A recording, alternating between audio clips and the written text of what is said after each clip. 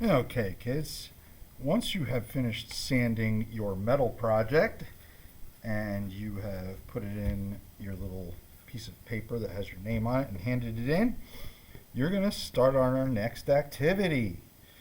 For this activity, you will need one gray paper, two squares of watercolor paper, which might give you a hint, okay, a bottle of water, a little bowl, a brush that looks like this, a watercolor set, and crayons, colored and white,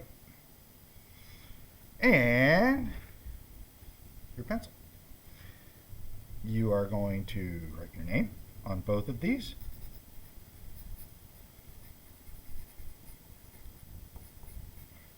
And the letter day that you see me. So if you see me day A, you write day A. B, and write day B. Okay? For this class, I'm going to write day D. Both papers.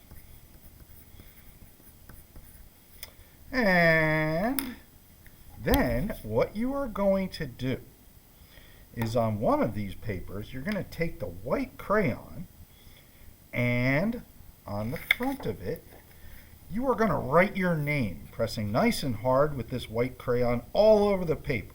Okay, they can overlap each other. They can be big and small. Notice that you can't really see it, and that's okay. And you're going to cover the entire paper. Now this one I've already done beforehand, okay? And then you're going to put that aside, okay? And you won't need the white crayon anymore. You are going to do the same with a bunch of colors from the crayon bags or boxes, okay? Fill the whole space. They can go on top of one another. Use plenty of different colors, okay? Now, once you have done that, this is kind of an experiment with the way that liquids interact with what crayons are made of. Crayons are made out of wax. Wax is a lot like candles, okay? And when we use watercolors, water doesn't like wax. Water will tend to stay away from wax or kind of stay off of it or resist it. And that's exactly what this is called. We're going to be doing a watercolor resist for this activity. So what you're going to do is you're going to get some water into your colors, okay? And remember that with watercolors, the longer you work your brush inside of a color, the thicker it becomes, okay? So if I were to sit here for a while going in this yellow, it'll get really, really thick. All right, we don't want it super thick for this activity, okay? So you pick a color, and you're going to do a small area of the one where you wrote in white, just to see how this works. And as you can see, the more I brush out the paint,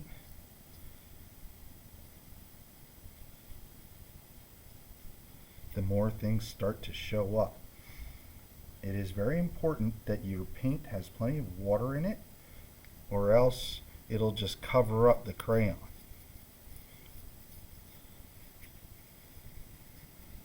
Pretty magical. And I want you to use a couple different colors. Now if you want to stick with warm colors and cool colors, however you want to do it, okay?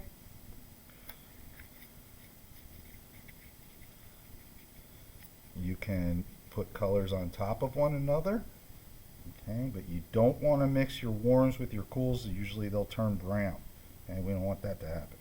And somebody got a little green in this yellow, but I'm going to try and make it work anyway.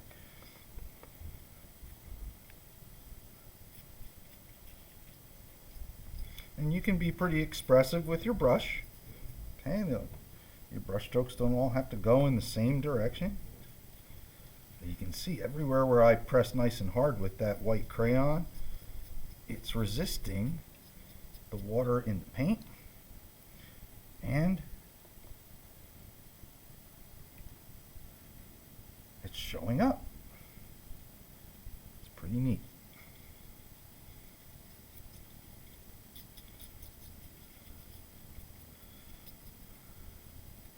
And you can always go back and add one color over another if you want, just to make an interesting effect.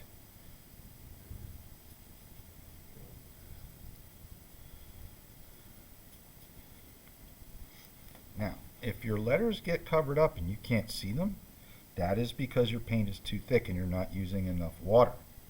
So you're going to fill your picture that you did on this paper first. And then you're going to work on the one with the colors. And if you look at my water right now, this water is extremely dirty. I'm going to need to switch that out. So you're going to dump it into one of the big bowls at your table and get some new stuff.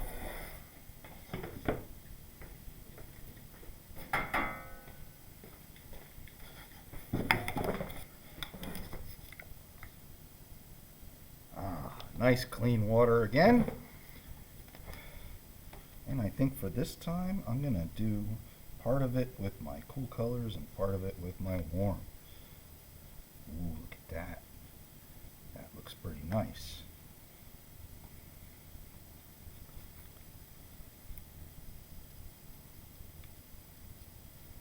You can see that it makes the colors that you used in crayon kind of pop a little bit. It's pretty neat.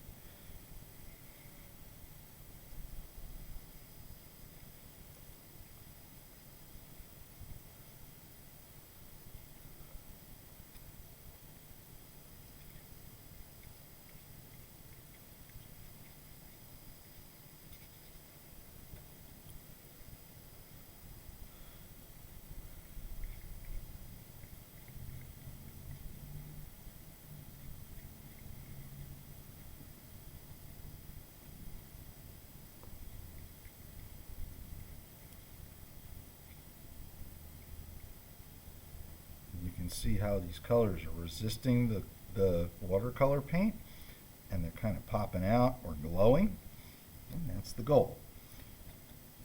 Now, I have zero issues with you guys trying to use black. Just be careful that you get plenty of water when you use black, or it will dominate the crayons and cover them up. You don't want that to happen. You can see that that creates a neat effect too.